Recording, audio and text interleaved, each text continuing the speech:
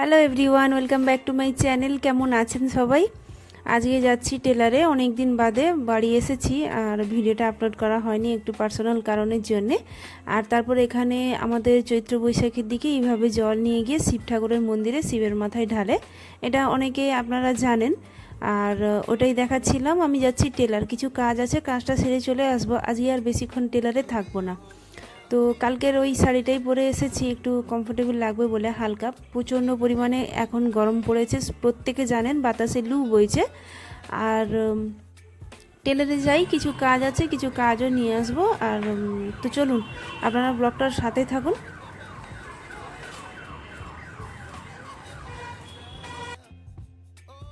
তো সকালবেলা টেলার থেকে এসে তারপর কালকে যখন বাড়িতে এসেছি তো মা বললেন, যে শাশুড়ি মা, যে পাশের পাড়াতে পুজো হচ্ছে, মনসা ঠাকুরের পুজো হচ্ছে, তো ওখানে প্রত্যেক বছর পুজো নিয়ে যেতে হয়। মা না হলে আমি নিয়ে যাই, আর উপোস থাকতে হয়, ওখানে অঞ্জলি দিয়ে তারপর আসতে হয়। তো ওখানে একটা প্রসাদ নিয়ে যেতে হয়, যেটাকে বলে অমৃতকুণ্ড। তো পাথর বাটি আর কলা, নারকোল, দুধ, এগুলো সব ঠিক করে দিয়েছেন মা। আর আমি সকালবেলা উঠে পড়ে বাবুনকে স্কুলে পাঠিয়ে দিয়েছি, কটা দিন পরেই তো পরীক্ষাও শুরু হয়ে যাবে। ওকে স্কুলে পাঠানোর পর আজকে আর আমি টেলার যাব না, কারণ টেলার গেলে আজকে আর মানে পারবো না। এমনি একে উপোস আছি, তার উপরে পুজো দিয়ে, যেখানে পুজো দিতে যাই সেখানে 8 দিন ধরে মেলা হয়। আর ওখানে কেমন ভিড়, কেমন কি, তো অঞ্জলি দিয়ে কতক্ষণে ফিরবো বাড়ি, তার কোনো তো ঠিক থাকে না। ওই জন্য আমি আর আজকে মানে টেলার যাব না। তারপর বাবুনকে স্কুলে পাঠিয়ে দিয়ে নিজে মানে খাইনি কিছু, স্নান করেই রেডি হচ্ছি। এখানে পরেছি আমি একটা বাটিক মলমলের শাড়ি, কারণ এত গরমে সামলানো খুবই কঠিন। তো আমি মনসা ঠাকুরের কাছে একটা করে প্রত্যেক বছর শাড়ি দেব মানসিক করেছিলাম, আমার অসুস্থতার কারণের জন্যে, যে যতদিন বাঁচবো তো একটা করে শাড়ি দেব। তো ওই কারণে একটা শাড়িও এনেছি ঠাকুরের জন্য, আপনাদের দেখাবো, চলুন আগে। তো চলুন আমি এখানে রেডি হই। আর মা জিজ্ঞাসা আমাকে করছিলেন যে আজকে তো নিরামিষ হবে, নিরামিষ কী কী রান্না করবে।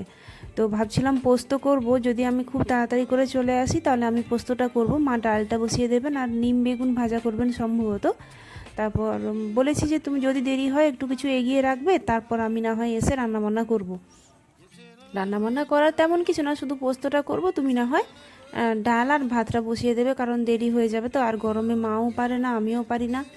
প্রচণ্ড গরমে বাতাসে যখন লু বইছে, তো রান্নাঘরে তো দেখতেই পাচ্ছেন, মানে আরও গরম। কি অবস্থা, যারা রান্না করছেন এই সময় ওরাই জানে যে কিভাবে রান্নাটা করে উদ্ধার হতে হচ্ছে। তো চলুন আগে গিয়ে পুজোটা দিয়ে আসি, পুজো দিয়ে এলে আপনাদের সাথে পরে কথা হচ্ছে।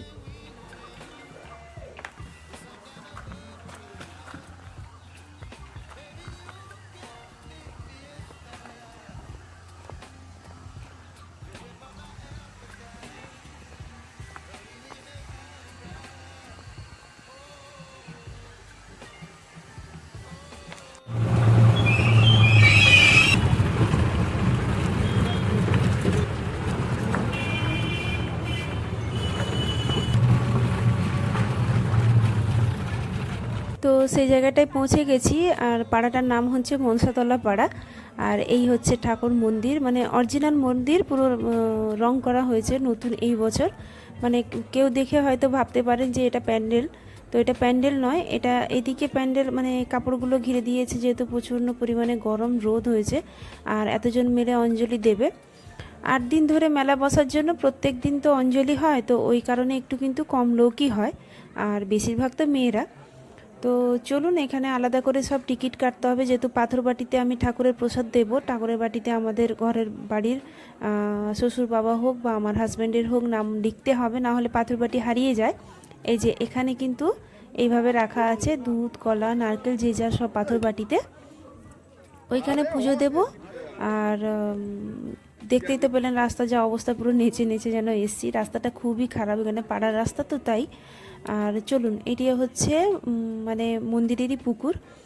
তো ওই পুকুরে এখানে কিন্তু খুব সুন্দর করে সাজিয়েছে। মেলাটা সন্ধ্যের পরে কিন্তু খুব জমজমাট হয়, আর এখানে বাতাসা হরিলোটও হয়। আর আমার ঘরটা একটু দূরে, মানে পাশের পাড়াতে, তবুও হেঁটে আসাই যায় আরামসে, কারণ এখানে যাত্রা হয়। আর যাত্রা কী জিনিস আপনারা অনেকেই জানেন। তো এখনও পর্যন্ত আমাদের এখানে গ্রামের মেলাতে যাত্রা হয়, গ্রাম বললেই চলে, যেখানে মনসাতলা পাড়াটা। এই হচ্ছে ঠাকুর, কেমন হয়েছে জানাবেন, আর আপনারাও প্রণাম করে নিন দূর থেকে। আর তো চলুন আস্তে আস্তে করে পুজো দিই, তারপর অঞ্জলি দিই। আমার কিন্তু খুব শরীর খারাপ লাগছে, কারণ এই সময় এই যে রোদ উঠেছে, তারপর উপোস থাকি। আমার অপারেশনের পর থেকে বেশি উপোস থাকতে পারি না আমি, তবু ঠাকুরের দয়ায় খুব ভালোভাবেই পুজো দিয়েই যাব, আশা করছি কোনো কিছু হবে না। তো চলুন পুজো দেব। এই যে আমার অঞ্জলি দেওয়া শেষ হয়ে গেছে, অঞ্জলির প্রসাদও খেয়ে নিয়েছি। এবারে ঘরে গেলে মুড়ি খাবো, যা খাবো ঘরে যাই আগে। যদি টোটো পাই তাহলে টোটো করে যাব, আর নাহলে রিক্সা পেলে হেঁটে যদি যেতে হয় হেঁটেই চলে যাব, ছাতা আছে। তো চলুন, এখানে পাথর বাটি দিয়ে চলে গেছি, তো আমি বাড়ি চলে যাব, কিন্তু পাথর বাটিটা আমার হাজব্যান্ড এসে নিয়ে যাবে। নাম লেখা আছে, কোনো অসুবিধা হবে না, এখানে কিন্তু কোনো জিনিসই হারায় না। এই ঠাকুরের যে জায়গাটা বিশাল বড় মাঠ, আশেপাশে কিন্তু ঘর আছে, আর পাশে দোকানও আছে, এখানে খাবারের দোকানও আছে, কিন্তু এখানে খেতে নিরামিষ তরকারি, কিন্তু এখানে খেতে ইচ্ছে করছে না। বাড়ি যাব, বাড়িতে আজকেও নিরামিষ হবে, যা হোক করে কিছু খেয়ে নেব। পাশে দেখতে পাচ্ছেন মিষ্টির দোকান বসেছে। পাড়ার মেলা সব থেকে হচ্ছে মানে বেস্ট মেলা, মানে এইরকম পাড়াতে এই মেলাগুলো আমরা ছোটোবেলায় দাদু ঠাকুমার সাথে দেখেছি অনেক।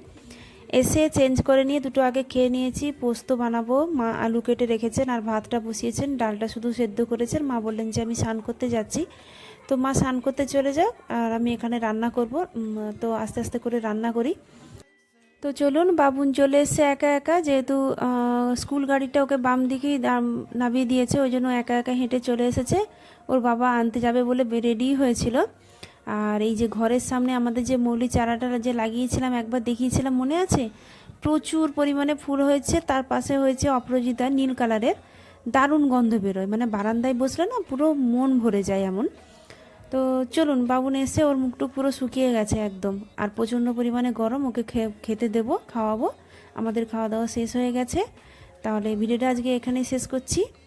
আর কেমন লাগলো অবশ্যই জানাবেন, যদি ভালো লেগে থাকে পাশে থাকবেন, আর আপনারাও খুব ভালো থাকবেন। নিজের খেয়াল নিজেকেই রাখতে হবে, তো নিজের খেয়ালটা নিজেরাই রাখবেন। দেখা হচ্ছে পরের ভিডিওতে, ততক্ষণে টাটা।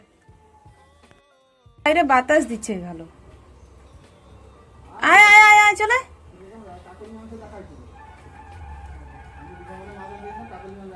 খাওয়া দাওয়া হয়নি, কোথায় শুকিয়ে গেল নি মুখটুক। চলুন ওর জামা কাপড়টা খুলে দিই, খাওয়াই। আমিও মাছ নিলাম, মাগুর মাছ।